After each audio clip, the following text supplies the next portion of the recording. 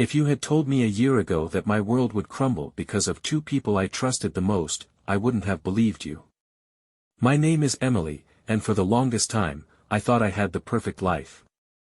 My husband, Mark, and I had been married for 10 years. We had two beautiful children, a cozy home, and a routine that, while not always exciting, felt solid and dependable.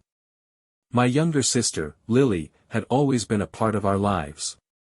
She was the fun aunt, the one who brought over gifts for the kids and joined us for family dinners. I never thought twice about her closeness with Mark. Why would I? She was my sister, and he was my husband, two people who were supposed to have my back no matter what. It started with little things, moments that, in hindsight, should have raised alarm bells. Lily would stop by unexpectedly, often when Mark was home alone. Their laughter seemed a little too familiar, their conversations a little too personal. But I brushed it off, telling myself I was overthinking things.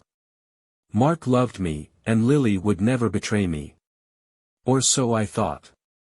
One evening, while Mark was in the shower, his phone buzzed on the nightstand.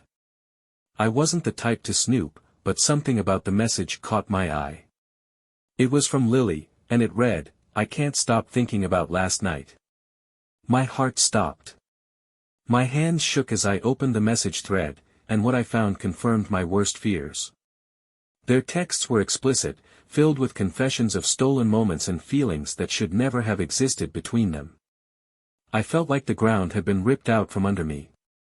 My mind raced as I tried to process the betrayal. How long had this been going on? How could they do this to me, to our family? When Mark came out of the shower, I confronted him, holding his phone up as evidence. His face turned pale, and for the first time, I saw guilt etched into every line of his expression. "Emily," he started, but I cut him off. "Don't you dare try to explain this," I said, my voice shaking with anger. "How could you? How could you do this to me, to our kids?" "I made a mistake," he said, his voice barely above a whisper. "A mistake?" I yelled. "This wasn't a mistake, Mark. This was a choice." Over and over again. The fight that followed was explosive. I told him to pack his things and leave. When Lily showed up the next day, hoping to explain, I didn't even let her through the door. I couldn't bear to look at either of them. For weeks, I lived in a fog of anger and heartbreak. I threw myself into caring for the kids, trying to shield them from the chaos that had upended our lives. Friends and family offered their support, but nothing could fill the void left by Mark's absence, or the betrayal of someone I had once considered my closest confidant. But as the days turned into weeks, the initial rage began to subside, replaced by a deep sadness. I watched our children struggle to understand why their father wasn't around, their questions breaking my heart all over again.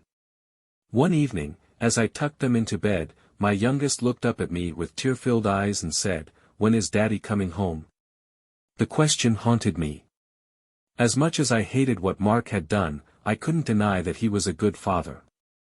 The kids adored him, and I knew they needed him in their lives.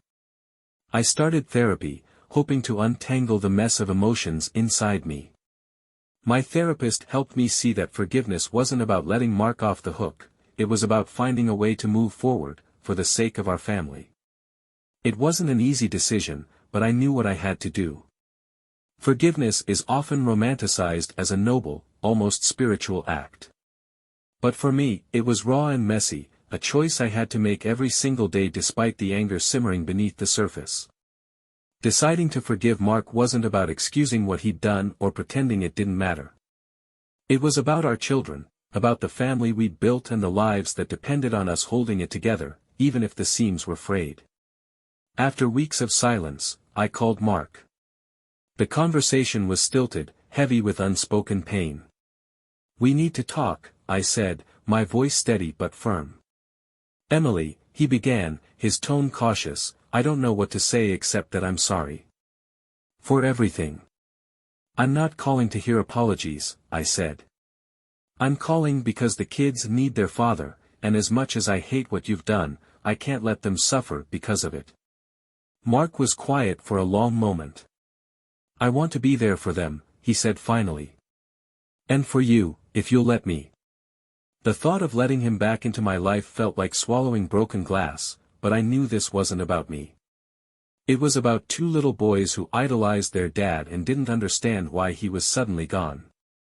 We agreed to meet at a neutral place, a park the kids loved, to talk about how we could move forward. When I saw him sitting on the bench, waiting for us, a flood of conflicting emotions hit me.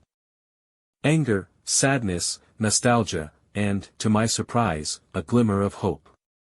The kids ran to him, their faces lighting up as he scooped them into his arms. Watching them together reminded me of why I'd fallen in love with Mark in the first place. He wasn't just my husband, he was their dad, and no matter how much he'd hurt me, I couldn't take that away from them. We started slowly. Mark came over for dinner once a week, then twice, until it became a regular routine. At first, I couldn't stand being in the same room with him, the memories of his betrayal still fresh and raw. But over time, the edges of my anger softened, replaced by something resembling acceptance. Lily, however, was a different story. I hadn't spoken to her since the day I found out, and I had no intention of changing that. The thought of her betrayal cut even deeper than Mark's. She was my sister, my blood, someone who was supposed to protect me, not stab me in the back.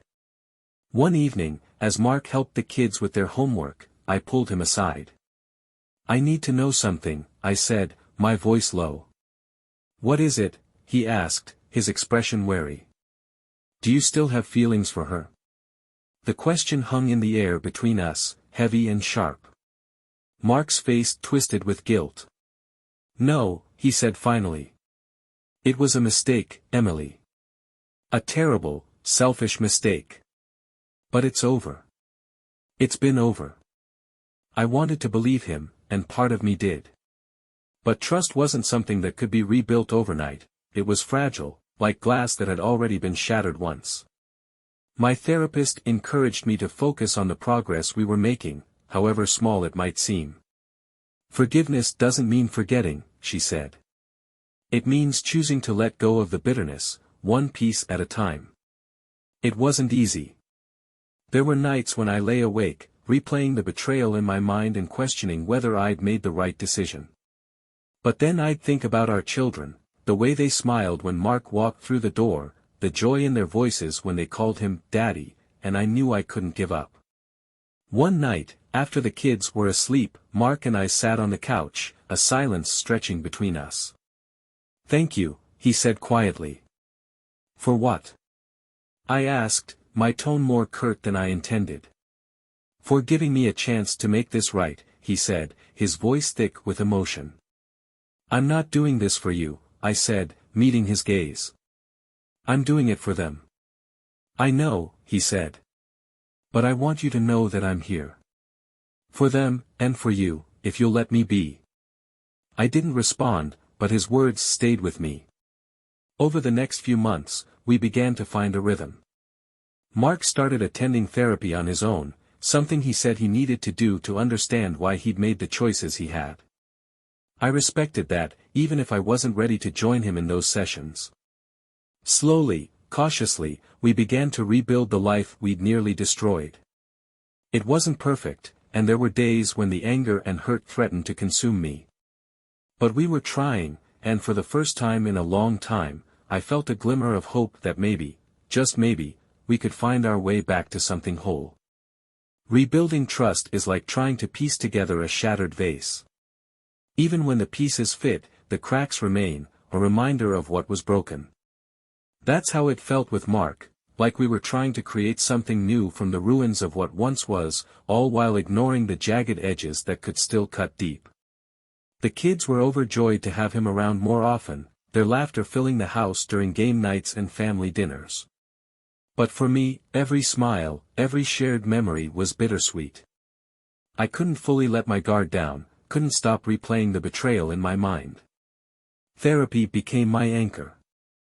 Week after week, I sat with my therapist, unpacking my emotions and wrestling with questions that had no easy answers. How do I move past this?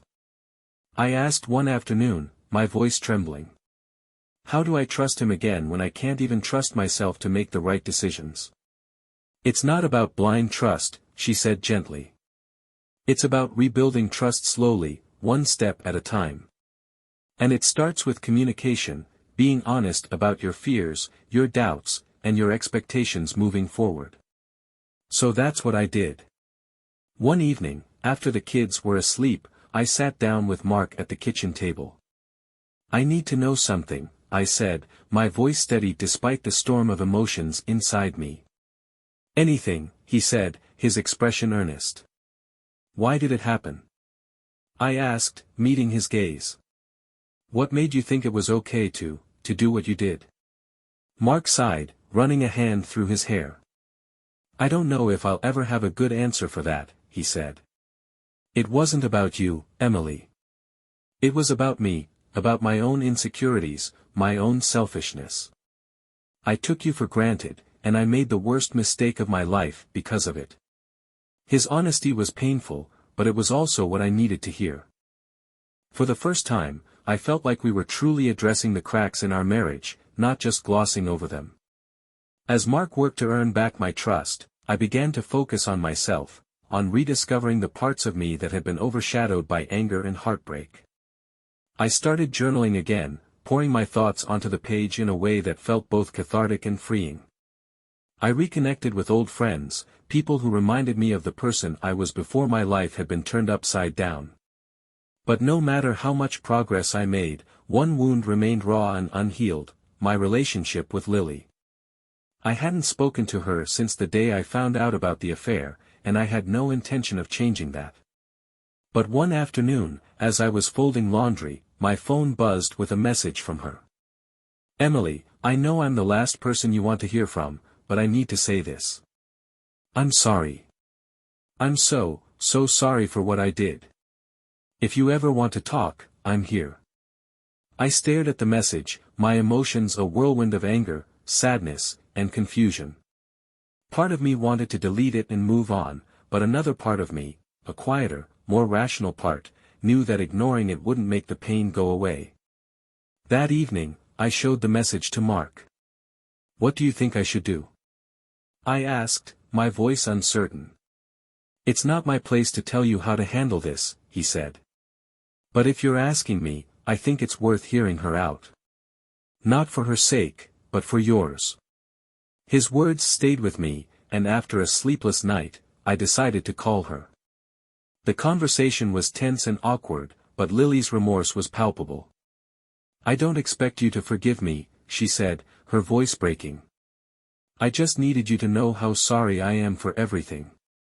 I don't know if I can ever forgive you, I said honestly. But I needed to hear you say that. In the weeks that followed, I began to feel a sense of clarity I hadn't known in months. Forgiveness didn't mean forgetting or excusing what had happened. It meant choosing to let go of the anger and bitterness that had been consuming me, piece by piece. Mark and I continued to rebuild our relationship, one small step at a time. There were setbacks, moments when the past threatened to pull us back into old patterns, but there were also moments of hope, moments that reminded me why I was fighting for our family. One evening, as we sat on the porch watching the kids play in the yard, Mark turned to me and said, "Thank you for giving me a second chance, Emily. I don't deserve it, but I'm going to do everything I can to make it worth it." His words brought tears to my eyes, and for the first time in a long time, I felt a glimmer of peace. The weeks turned into months, and slowly, cautiously, life began to settle into something resembling normalcy. But it wasn't the same normal we'd had before, it was a fragile, tentative version of it, built on the uneasy foundation of second chances and unspoken fears. Mark and I were doing our best.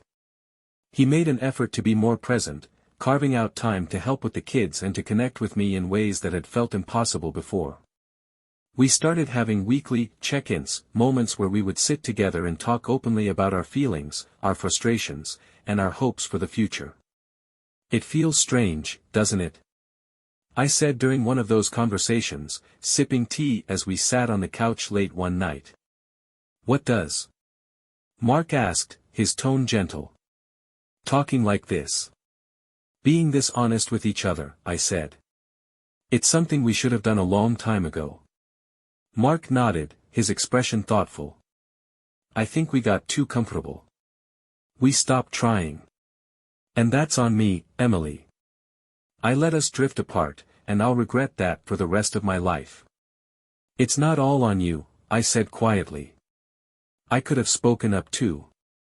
I could have told you how lonely I felt. His hand found mine, and for the first time in months, I felt a flicker of the connection we'd once shared. But rebuilding our marriage wasn't just about the two of us, it was about our kids, too. They were young, too young to fully understand what had happened, but they weren't oblivious to the tension that had permeated our home. One evening, as I tucked my oldest into bed, he looked up at me with wide, curious eyes. "Mommy, why was Daddy gone for so long?" The question caught me off guard, and I hesitated before answering. "Daddy and I had some things we needed to work on," I said carefully. "But we love you very much, and we're doing our best to make things better." He seemed satisfied with that answer, but it stayed with me long after he fell asleep. I realized that, as much as I wanted to shield the kids from the pain Mark and I had caused each other, they deserved to grow up in a home where honesty and communication were valued. As part of our healing process, Mark suggested family therapy.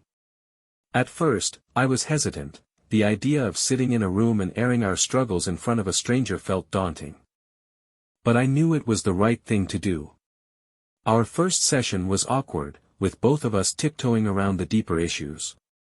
But as the weeks went on, the therapy sessions became a safe space for us to express ourselves, to ask the hard questions, and to confront the pain that had been festering between us. One session, in particular, stood out. Our therapist asked, "What does forgiveness look like to each of you?" For a long moment, neither of us spoke.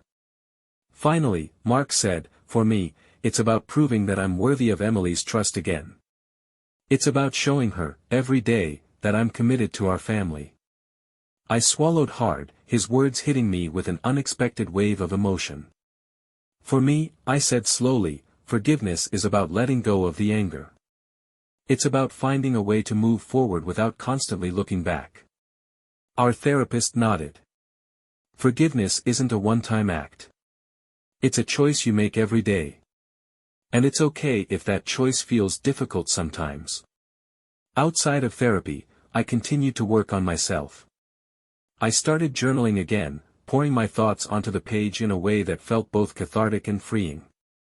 I joined a local book club, reconnecting with a love of reading that had been pushed aside during the chaos of the past year. And then there was Lily. Our conversation had been a small step toward closure, but I wasn't ready to fully let her back into my life. She reached out a few times, asking if we could meet for coffee, but I always declined. "Maybe one day," I told her. "But not yet." Mark respected my decision, never pushing me to reconcile with her. "You take the time you need," he said one evening as we sat on the porch, watching the kids play in the yard. That was one of the things that had changed about him, his patience.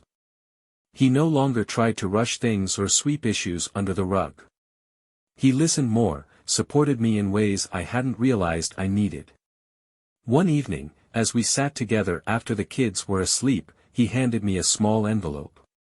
Inside was a handwritten note. "Emily, I know I can't erase the pain I've caused, but I want you to know how grateful I am for this second chance. You've shown me grace I didn't deserve, and I'll spend the rest of my life trying to be the husband you need and the father our kids deserve. Thank you for believing in us. Mark." The letter brought tears to my eyes.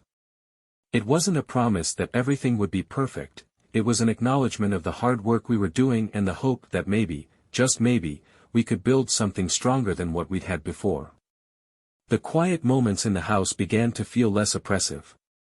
Where silence once held tension and unspoken pain, it now carried something gentler, the possibility of healing. Mark and I were far from perfect, but we were trying. Some days were better than others, but the effort was mutual, and that made all the difference. Family therapy had become a cornerstone of our recovery. Our sessions were raw and honest, filled with difficult conversations that sometimes left me emotionally drained. But they also gave us tools, ways to communicate without letting our pain spiral into anger, ways to listen without judgment. One afternoon, during a particularly intense session, our therapist asked, "What do you both see as the biggest hurdle to moving forward?" Mark glanced at me, then looked down at his hands. "For me, it's the fear that I'll never truly regain Emily's trust," he said. "I know I broke something that might not be fixable, and that's on me." His words hung in the air, and I felt a lump rise in my throat. "For me," I said softly, "it's the fear that forgiving him will make it seem like what happened didn't matter. That it'll somehow diminish the hurt." Our therapist nodded.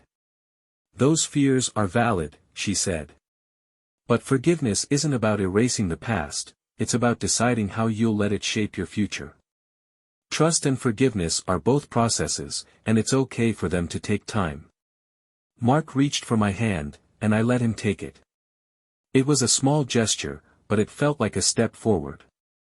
At home, we continued to find a new rhythm. Mark took on more responsibilities with the kids, making an effort to be present in ways he hadn't been before. He helped with homework, coached soccer games, and even started planning family movie nights, something the kids adored. The more I saw him with them, the more I remembered why I'd fallen in love with him in the first place.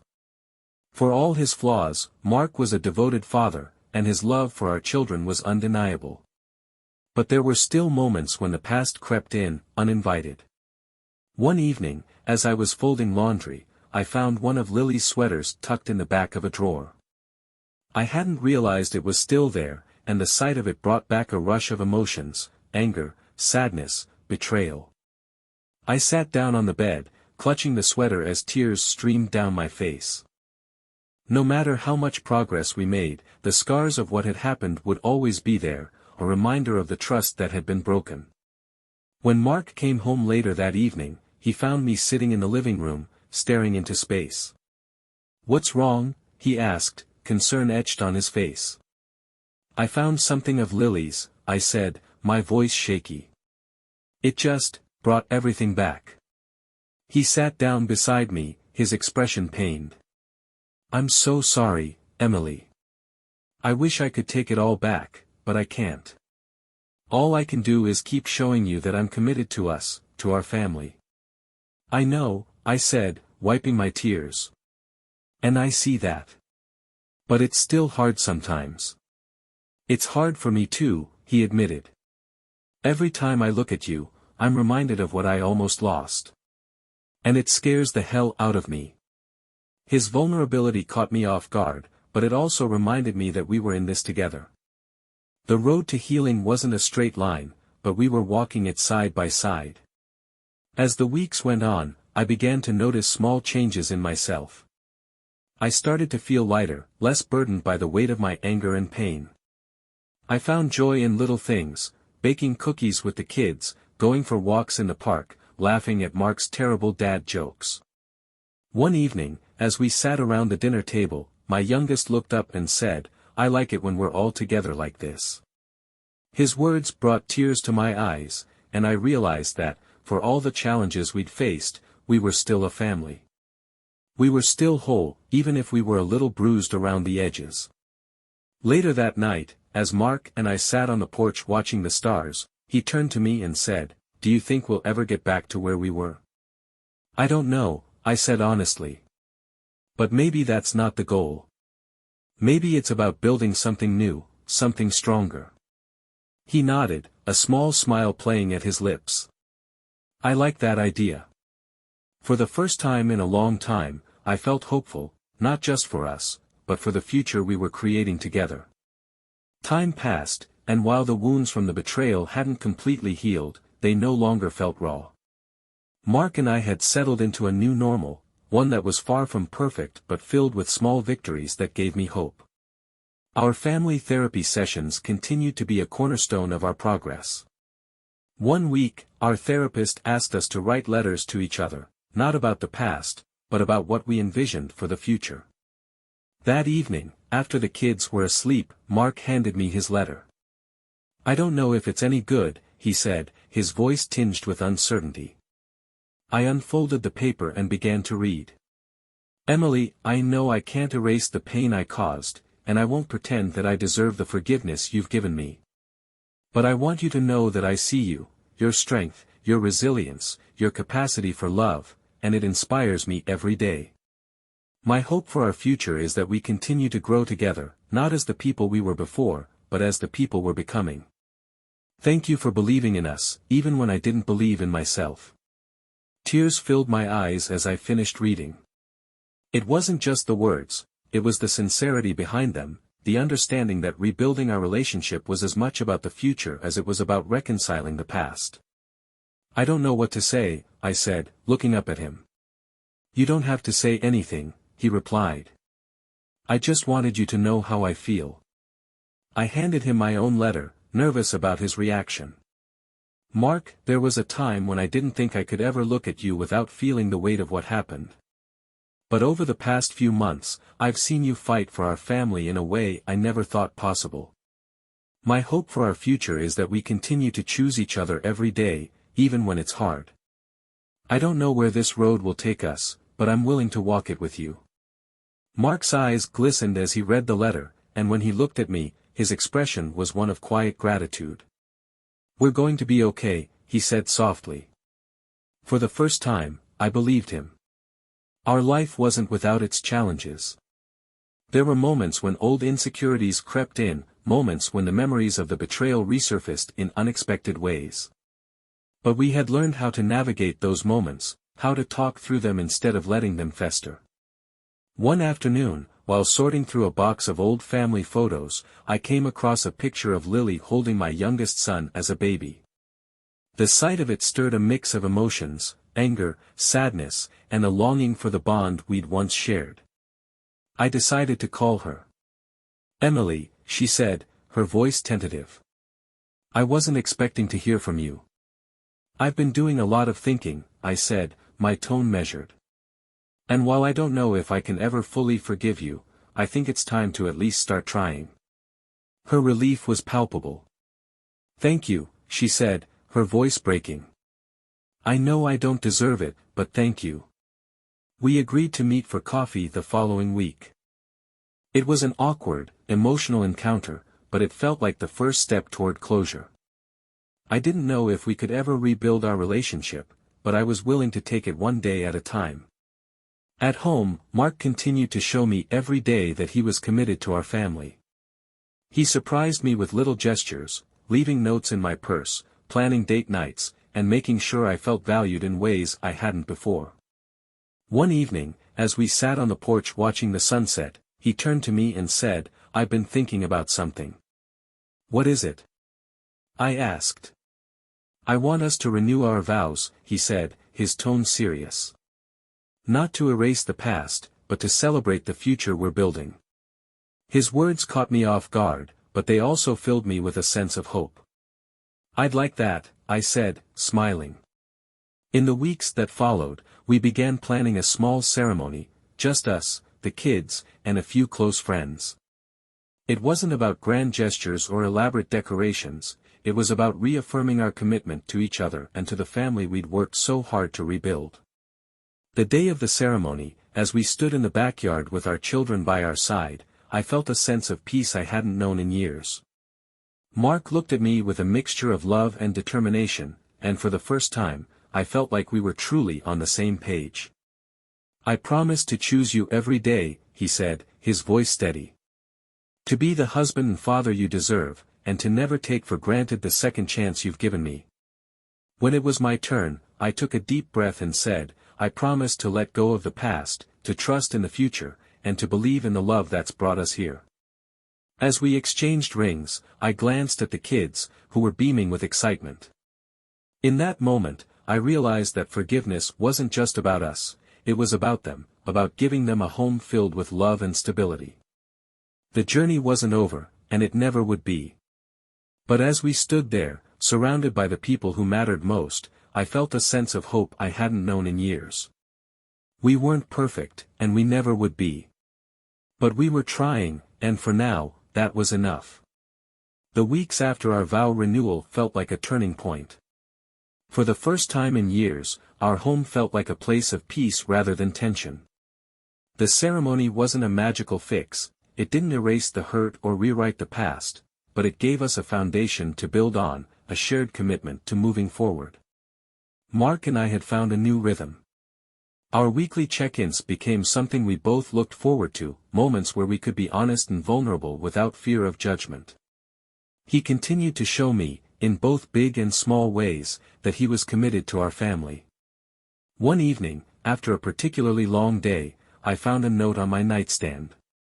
It simply read, "You're amazing. Don't forget that." The gesture was small, but it brought a smile to my face and reminded me of how far we'd come.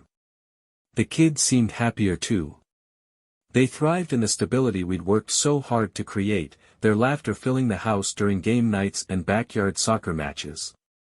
Watching Mark with them, I saw a man who was fully present, who poured his heart into being the father they needed. But as much as we had healed as a family, there were still moments when the scars of the past surfaced. One afternoon, while organizing the attic, I came across a box of mementos from my childhood. Among them was a photo of Lily and me as teenagers, arms wrapped around each other, grinning at the camera. The sight of it brought a lump to my throat. The bond we'd once shared felt like a distant memory, something irreparably damaged by her betrayal. And yet, a part of me still missed her, the sister who had been my confidant, my partner in crime. Later that evening, I told Mark about the photo. "Do you think I'll ever truly forgive her?" I asked, my voice tinged with uncertainty. "I think forgiveness is a choice you make every day," he said thoughtfully. "It's not about forgetting what happened, it's about finding a way to live with it and move forward." His words stayed with me. Over the next few weeks, I reached out to Lily more often, testing the waters of a relationship that was still fragile. We started with occasional phone calls, then progressed to coffee dates.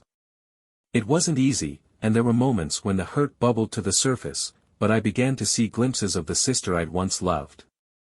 Mark supported me through it all, never pushing me but always encouraging me to take things at my own pace. "Whatever you decide, I'm here," he said. Our life wasn't without its challenges. There were still arguments, still moments when old insecurities crept in. But the difference now was how we handled them, with honesty and patience, rather than anger or avoidance. One evening, as we sat on the porch watching the sunset, Mark turned to me and said, "I've been thinking about the future." "What about it?" I asked, curious. "I want to take the kids on a road trip," he said, his tone filled with excitement. "Something we can all do together, a way to make new memories." The idea was ambitious, but it also felt right. We'd spent so much time looking back, trying to repair what was broken. A road trip felt like a chance to look forward, to create something new as a family. In the weeks leading up to the trip, the house buzzed with anticipation. The kids helped plan the route, marking destinations on a map with colorful pins. Mark and I worked together to organize the logistics, our teamwork a reminder of how far we'd come. The trip itself was everything we'd hoped for and more. We hiked through national parks, explored charming small towns, and spent long evenings around campfires, sharing stories and laughter. For the first time in a long time, I felt a sense of lightness, a freedom from the weight of the past. One night, as we sat beneath a sky full of stars, Mark reached for my hand. "Thank you for this," he said softly. "For giving us a chance to be a family again." I looked at him, my heart full. "Thank you for fighting for us," I said. As the trip came to an end and we returned home, I realized something important. Forgiveness and healing weren't destinations, they were journeys, ones we would continue to navigate together. Our life wasn't perfect, and it never would be. But it was ours, built on a foundation of love, resilience, and a shared commitment to moving forward. And for the first time in a long time, I felt truly at peace.